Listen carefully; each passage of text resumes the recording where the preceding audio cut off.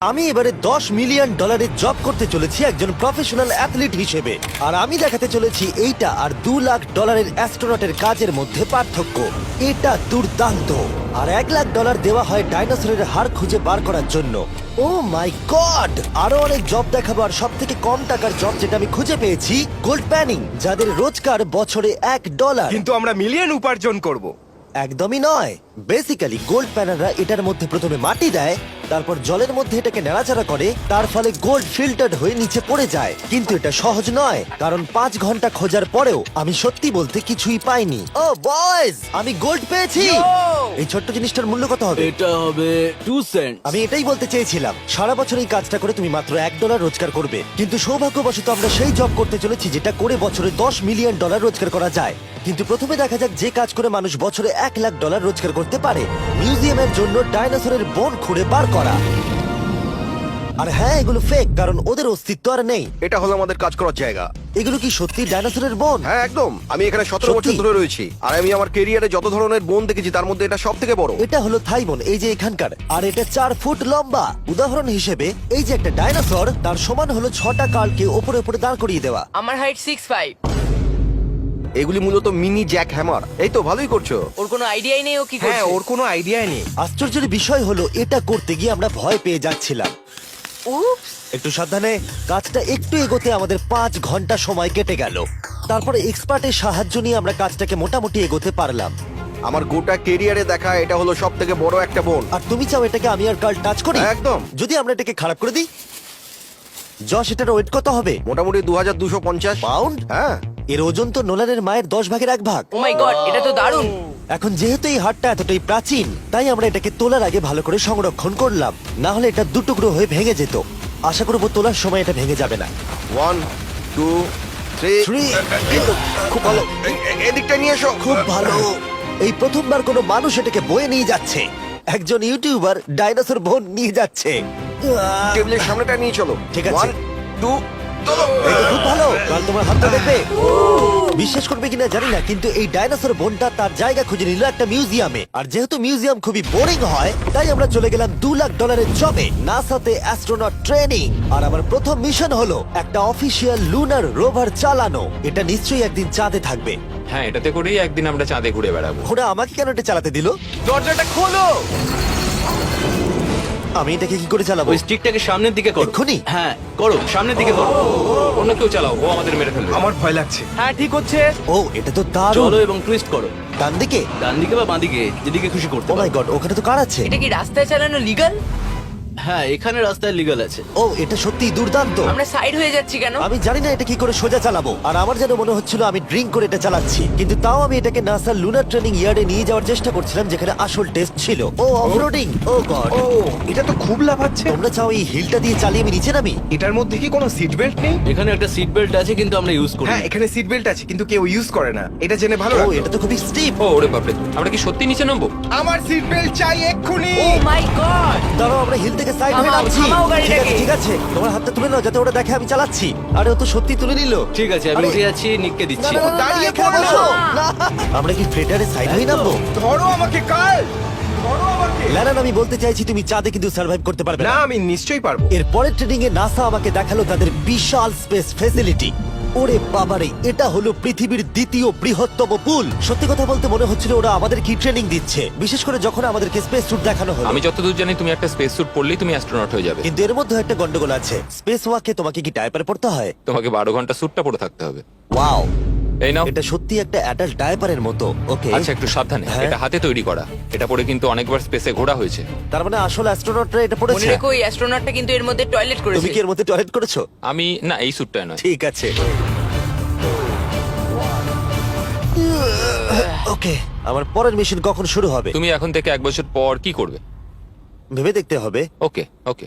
আমার ট্রেনিং এর ফাইনাল স্টেপে সব থেকে দুর্দান্ত জিনিসটা আমি করেছিলাম। ওরা আমাকে মুন টাচ করতে দিল।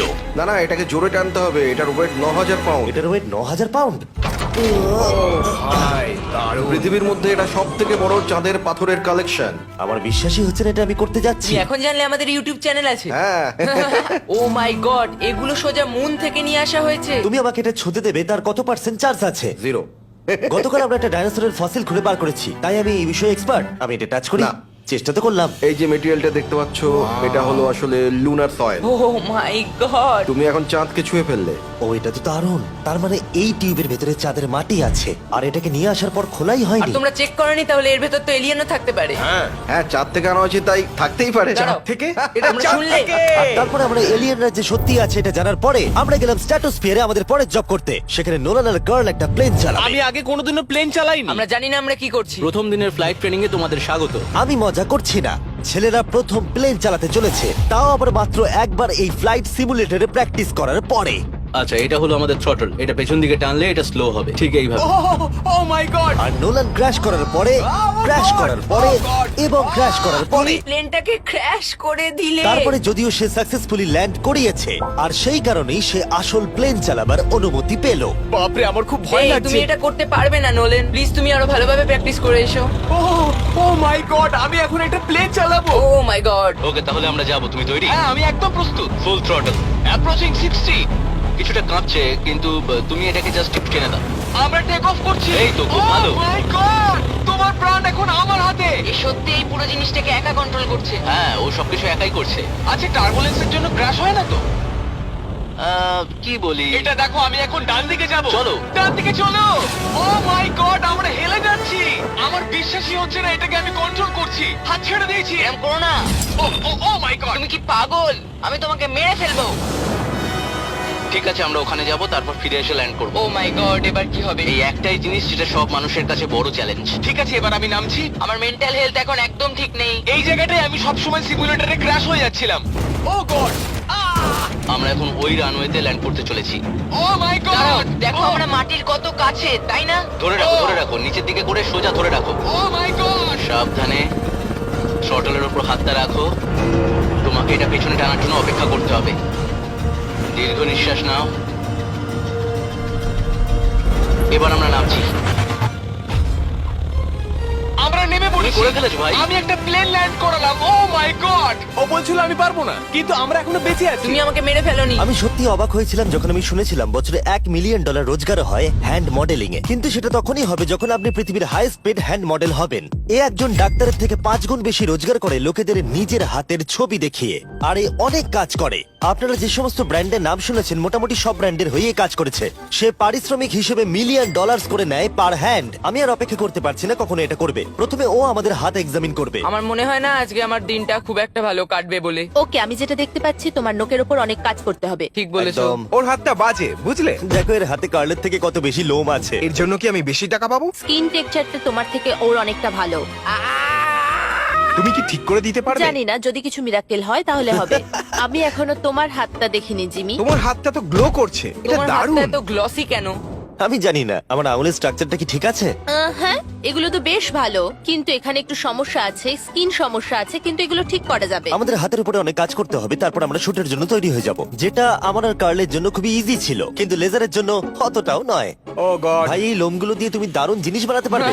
এই চুলগুলো আমার সঙ্গে সারা জীবন ছিল, কিন্তু চাইলেই এর সাহায্যে $1 মিলিয়ন উপার্জন করতে পারো। আর এখন যেহেতু আমার হাত আগের মতো নেই, তাই আমরা একটা ম্যাগাজিনের জন্য মডেল হতে পারলাম। এই ছবিগুলো সারা আমেরিকায় বিল বোর্ডেতে দেখানো হবে এই ওয়াচগুলো প্রমোট করার জন্য।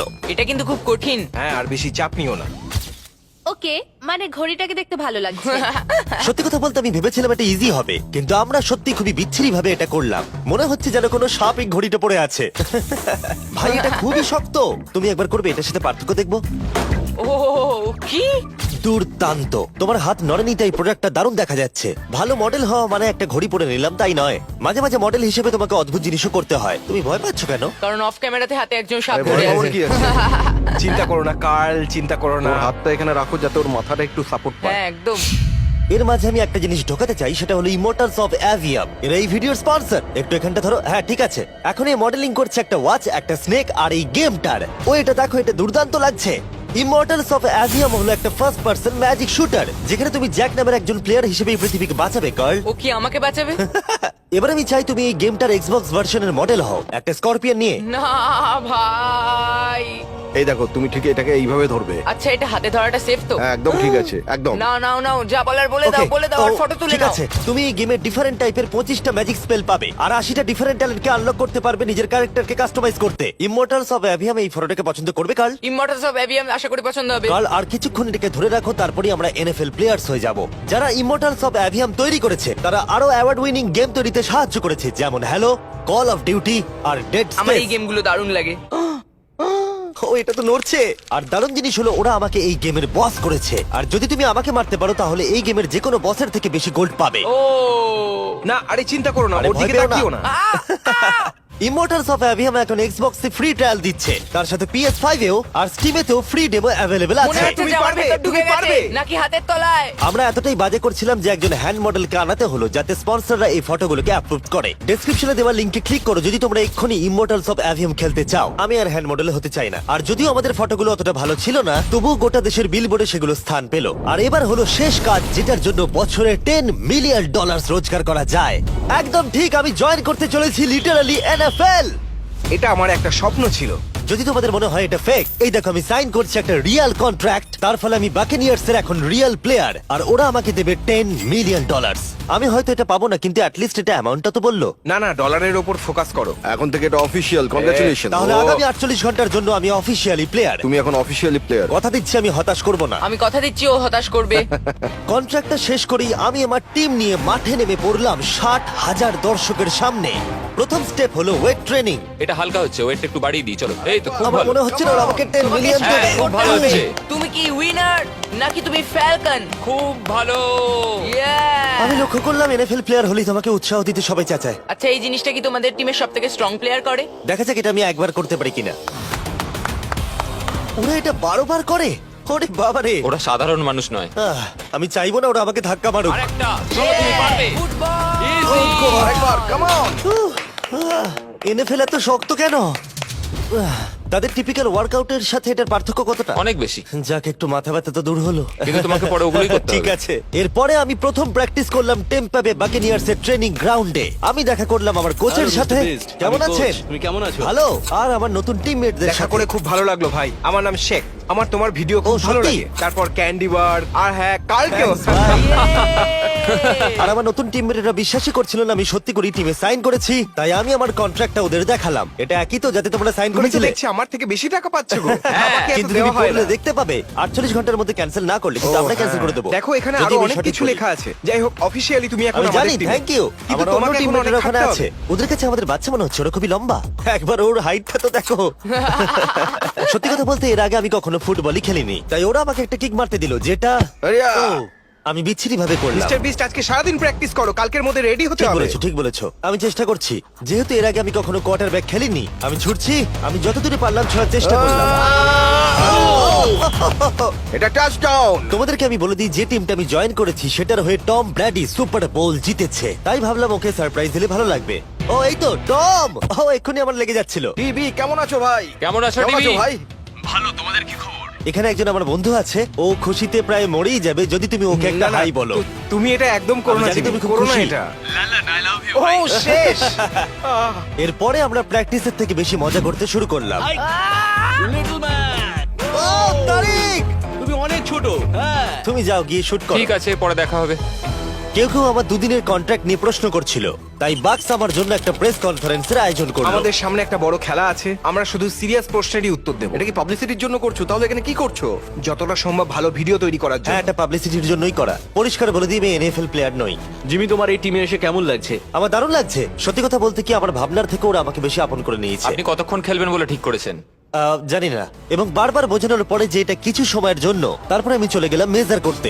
6 feet 4.5। 6'4.5"। কল, তুমি তো 6'5". আমি 6'5", হ্যাঁ হ্যাঁ। এই মেজারমেন্ট গুলো ছিল আমার গিয়ার আর ইউনিফর্ম ভালোভাবে ফিটিং হওয়ার জন্য।